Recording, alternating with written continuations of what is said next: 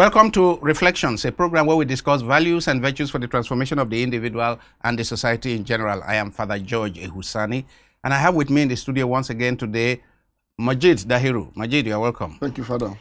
Majeed, we need to discuss the politics of minimum wage in Nigeria. In the last 1 week, perhaps the most talked about issue is minimum wage. And Labour has had to call a general strike because of the minimum wage and because of what appears to be the attitude of government with regards to the negotiations that have been on for almost a year. And it had to come to a general strike before organs of government began to take this matter seriously. In the last 1 year, the plight of Nigerians, of poor Nigerians, working class Nigerians, it's gone down so much. Many Nigerians, I have actually witnessed many Nigerians relocating. Not only the those who are able to relocate from the country that have been relocating, but people are relocating from the cities back to the villages because they cannot afford rent. They cannot afford the cost of foodstuff. Under the kind of circumstances we have been in, officially they say inflation has been, what, is it 33% or whatever? But we know that the food items we consume, some have gone up by 100%, some have gone up by 150%, some have gone up by 300%. Under these circumstances, how could anyone in good conscience still be paying 30,000 to a worker for 30 days? The 30,000 cannot actually transport anyone for the 25 days he needs to go to work a month. Because some workers live so far away from the center of the town or city that 500 naira is not enough to transport them one way. Then talk of food stuff. Now, I've been hearing the debates in newspapers, on TV, and so on and so forth, and I'm asking myself, a lot of the experts, the economic experts who are coming and saying, oh, this is not realistic, the journalists, the various experts that are debating these things, including yourself, on TV, I hear people talking about realism. But we're in the same country where the elite, the economic elite, the political elite, have continued to live, many have continued to live in conspicuous consumption. I go for meetings at Transcorp Hotel, at Sheraton Hotel, and one of these, Chelsea Hotel, one of these big hotels in town, and you see that what it costs to take a meal there, not to talk of people who spend the night there. What they are debating about minimum wage, meaning monthly salary for a worker, is hardly enough for a meal for the elite in these exclusive places. And then we are seeing papers flying around about what senators earn, what those in the House of Representatives earn, what chief executives in government earn, what public officers earn. And I am a bit worried because if Nigerians are seeing it, what their leaders earn, and then you are debating. You actually set up a committee for the last, I don't know how many months, the federal government set up a committee to work on a minimum wage. And a lot of money was voted for that. And I'm saying, I don't think it should take the president, minister of finance and others, I don't think it should take them 3 days to adjust the minimum wage to be consistent with what has been happening with regard to inflation. So I am shocked. And especially when I see people come up on TV and say, oh, 60,000 is not realistic, or anything more than 60,000 is not realistic. And I'm asking myself, I don't know what your opinion is, but for somebody who has some moral upbringing, any Nigerian elite that earns more than 500,000 naira a month, I think he or she should keep his mouth shut if they are debating about 60,000. Because I don't think in conscience that I should open my mouth to talk if I earn up to 500,000 a month and they are debating about a man and his wife and children taking home that 60,000 naira in the month. What's your opinion? Fred, I think you've said it already. But since I'm here, I will just add a little to what you've already said. You talked about the fact that the government, under the leadership of President Tinubu, should ordinarily be proactive in coming up with what ordinarily should be a living wage for Nigeria's workforce, given the fact that the current realities suggest that Nigerians are actually paying much more just to survive than any other time in its history, even though it has been described as a cost of living crisis in Nigeria. But I beg to disagree.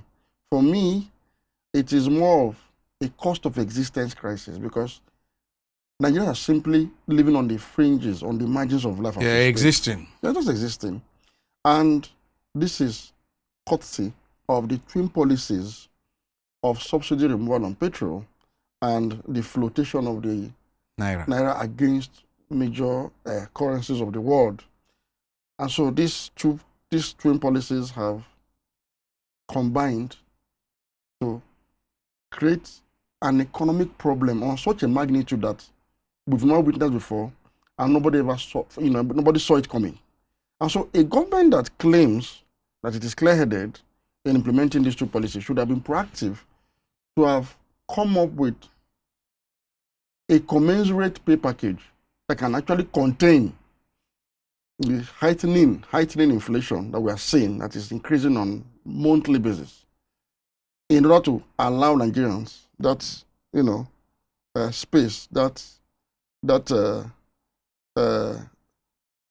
atmosphere of decent living. But the fact that the government has failed to do this, and the organized labor group are now the ones essentially pushing the government to do the needful. Also given the fact that 2024 April was the deadline that government needed set for itself.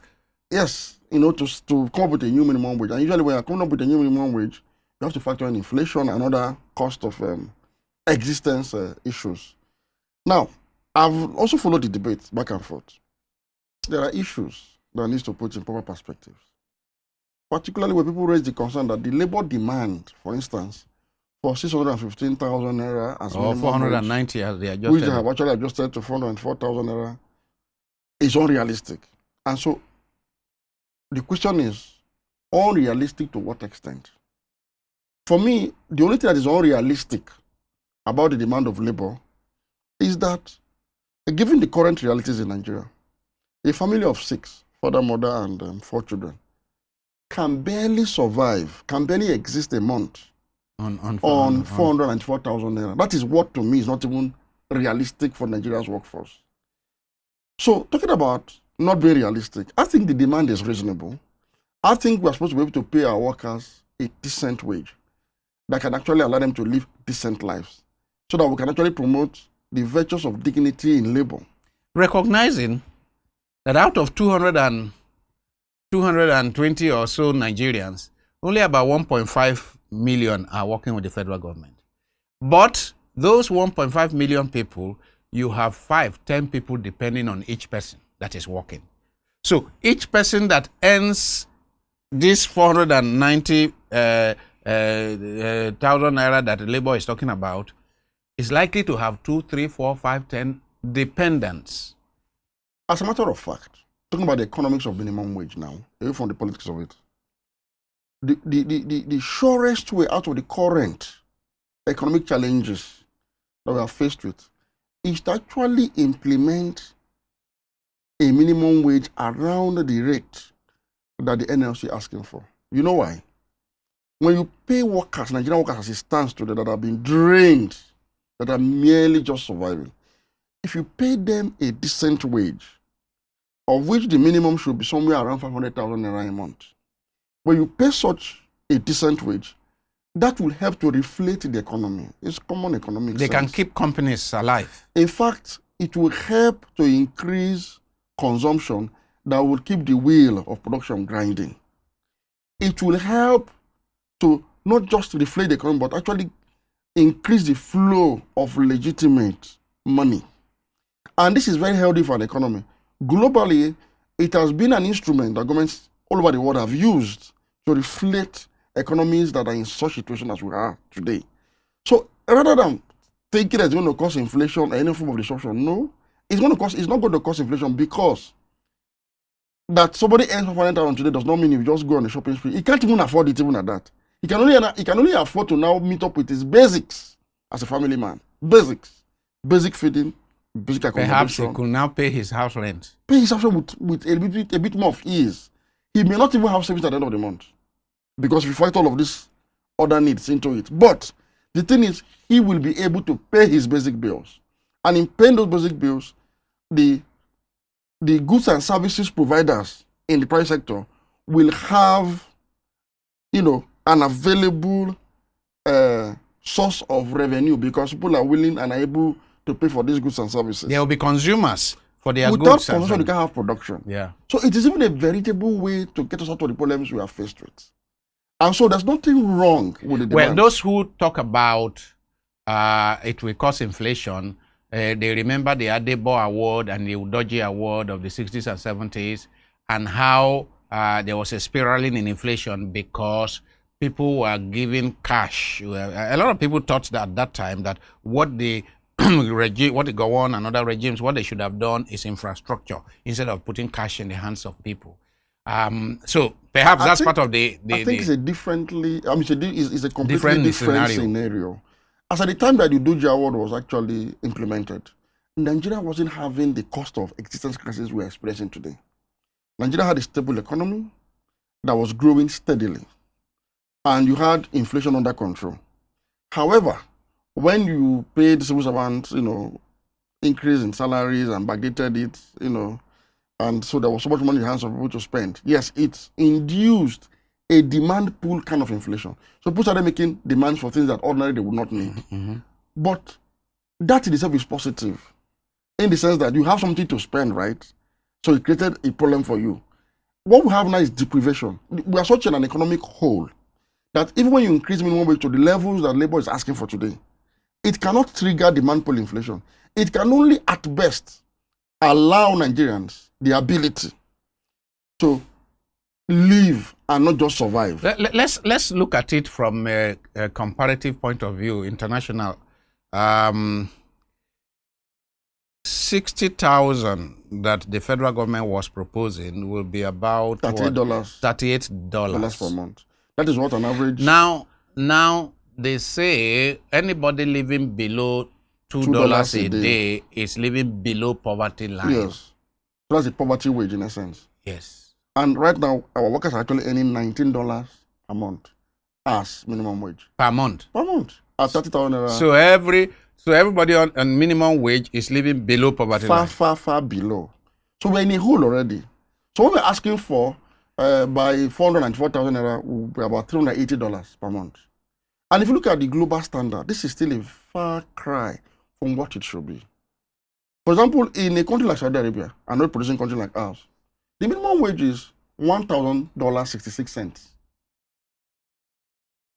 If you look at a country like America, for example, it's $7 per hour. So meaning in a few hours, an average American worker will earn what a Nigerian worker will earn in a whole month. Yes. Now, if you look at Germany, their minimum wage is €1,500. In France, it's €1,700. So this is why these countries are actually productive and are prosperous. Yeah, because at a certain level, if people are on below a certain threshold, they cannot be productive. They can't be productive. They are not they motivated. Can't be patriotic. They are not motivated. They can't love their country. Yeah. It's as simple as that. And so the question now asked is, how come this country are able to do this and Nigeria is unable to? The common denominator is quality leadership across these jurisdictions that are able to pay even more than a living wage to their workers. Let's talk about the comparative dimension, relative dimension. You see, when I consider, okay, our country is poor, and then they come and say, look, we don't have the resources and so on. Then I am saying, let's look at the difference between the highest earners and the lowest earners, who have to go to the same market, who have to seek health care, who have to put their children in school. I mean, the papers have been flying around. We don't know how true it is, but that NLC released a document that shows that senior political officers in Nigeria, some earn up to 30 million, 29 point something million a month. And they are among the people who sit down to debate minimum wage and whether federal government can afford more than 60,000 naira. And I'm saying, are we running an apartheid system? Yes, we are. An economic apartheid system. Is it about master-slave? Yes, it is. Because our political rulers are actually treating us as slaves. And so the apartheid system is, we have two Nigeria. One that is exclusively for the rich and powerful in government, and the other for us. So while we do not deserve a living wage that is more than 60,000 naira or $30 per month, you have top government officials, the political class, living a most profligate lifestyle with reckless abandon, without any iota of responsibility. How did we of those that are presided over how the did we get Nigerians. here? I mean, Majeed, how did we get here to accept a situation where, from the same government coffers, by the way, from the same treasury, that one person can earn 1,000 times more than another? Yes. And I'm saying, what is it that this other person is producing that he will earn 1,000 times more than another person? What is it? What is he contributing to the economy that is so much? Even if all this other person is doing is sweeping, it's contributing. Even if he doesn't sweep, as citizens, you are entitled to even unemployment benefit from government under a social security welfare scheme. And so, for instance, if you look at the budget of America, the largest component is dedicated to social security, and it's 19% of their total budget. It's higher than what they spend on defense. They spend well over $1 trillion annually to service the unemployed, the elderly, and those that are simply unable to fend for themselves. Meaning that it doesn't matter what somebody is engaged with as somebody who's supposed to be in the public workforce. As citizens, we deserve welfare, whether we work or not. So the debate over whether somebody is productive or not productive shouldn't even arise in the first place. This is a core responsibility of government. Government has a responsibility to create jobs for all citizens. So it is also a responsibility to put them to work or to productive use. So that shouldn't even come up in this debate. What we are saying is, your citizens, can they eat? Can they eat? Can they clothe? Are they sheltered somewhere? Can they shelter themselves properly while you are living the most luxurious lifestyle? In fact, our political leaders are actually living more luxurious lifestyles than the jurisdictions where their own minimum wage is of higher value than what they are paying their workers. For example, it might interest you to know that in a country like America, the consolidated salary of the United States president is $400,000 per annum. And the state is not in charge of his feeding, his clothing. No. Absolutely not.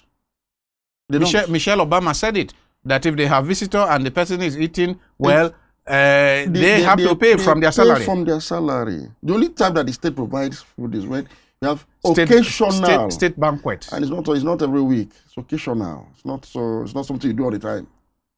You have countries in Europe that are paying humongous amount of money in welfare to their citizens, whose political leadership do not have the fleet of cars that ours actually have and retain.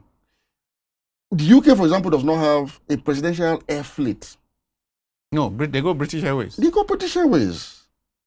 But in Nigeria, you cannot convince me, for example, that our president or our presidency retains a fleet of nearly a dozen aircraft, luxurious aircraft, and rides around town in very lengthy convoys of hundreds of millions worth of vehicles, SUVs, that are fueled with thousands of naira per day. And then you tell me you cannot pay. And talking about fueling SUVs, it costs over 70,000 to fuel each one of those SUVs now. Exactly. Now, and then you tell the people that you have no money and you fuel about 20, 30, 40. At the same time. and then you tell the people there's no money. So I would like our leaders to recognize that. Please don't tell us that there is no money as long as you are flashing wealth all over the place. Exactly.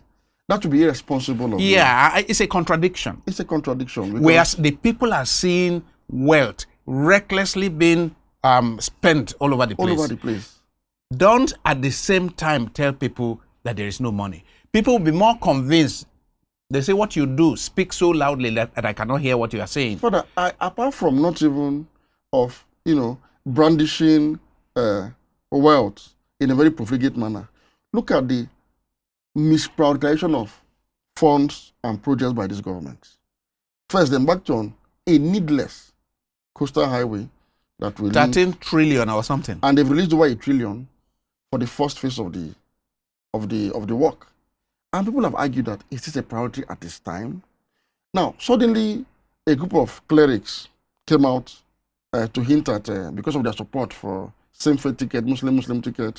And they got 90 billion. And they got 90 billion to support pilgrimage, something that is supposed to be a personal affair. Yeah. In fact, from the Islamic point of view, it is absolutely wrong to go on pilgrimage on sponsorship. It is for people who are able. And if you do it once in a lifetime, it is more than enough. So for you to depend on charity to go on pilgrimage, for me, actually violates the spirit and the intent behind that commandment. Because it's supposed to be your own sacrifice. So if you're not eating well, if not taking care of your basics, why are you going on pilgrimage? It should be a personal affair. But the government had to do that for political reasons. And yet, both Muslims and Christians today are not able to earn a decent wage from the same government. So this is a contradiction that is not something that people are convinced about that government cannot do. I think if government prioritizes its needs properly and begin to actually rid itself of corruption, endemic corruption, waste, and all forms of profligacy, they can pay a decent wage. And let nobody deceive us by telling us that 500,000 naira a month as minimum wage is unrealistic. What is not realistic and what is not sustainable is the profligate, corrupt, and incompetent lifestyle of our political leadership. I'm just asking myself, as somebody who has some sensitivity to ethics and morality, and I'm saying, how do you earn 500, 600,000, 1 million, 2 million a month and turn around and say 60,000 or 70 or 100,000 is too much to pay as minimum wage? For me, it smacks of one, is it blindness? Is it arrogance? No, Father, it is less than a human character. At Terra, we dwell so much on integrity as the fulcrum upon which nations are built.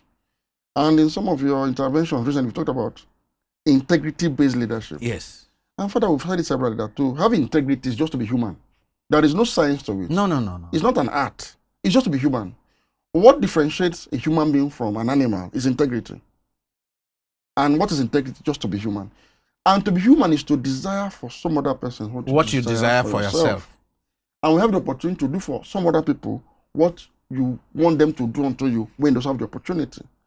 So when you have leaders who do not desire for others what they desire for themselves and are unable to do for others what they are doing for themselves, it shows that they are exhibiting less than human character. So let us not even color it. Let us not even, deodorize it by saying it's corruption or lack of integrity. It is less than being human. For somebody who is very comfortable, who drive in convoy of cars, who fly executive jets, who receive humongous pay in millions and billions per annum, who gets extra code when he travels in foreign exchange, in foreign currency, to decide that that worker, that security man of his, that police personnel that protects him with a gun, do not deserve a living wage. It's less than human. It's less than a human character to think like this. So it's one form of man's inhumanity against man, as it were. That's to put it mildly. Yeah, because I'm asking myself, the colonialists came here and they had this structure where the expatriates, as they call themselves, earned humongous amounts and paid a pittance to the locals, those they call the natives.